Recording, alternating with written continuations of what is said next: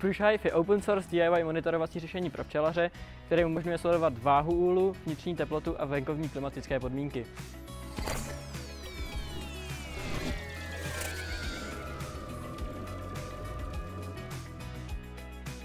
Zařízení je postaveno na vývojovém modulu ESP32, který jsme vybrali kvůli jeho relativně nízké ceně, konektivitě přes Bluetooth a Wi-Fi a zabudované možnosti nabíjet baterie.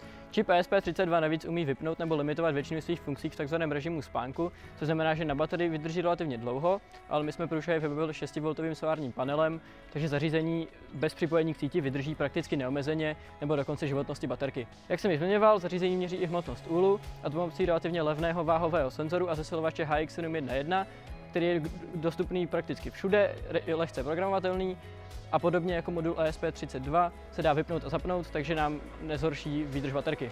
V praxi máte úl položený na ocelové konstrukci, která obsahuje váhový senzor a váš Sprucehive každých 15 minut sbírá a posílá data. Vnitřní teplotu měříme pomocí senzoru DS18V20, který jsme koupili zabudovaný do odolného obalu, aby ho včely nezničily, a umístili jsme ho přímo do plástve. Vnější klimatické podmínky měříme pomocí senzoru BME 280 od firmy Bosch, který zaznamenává teplotu vzduchu, relativní hmotnost a atmosférický tlak.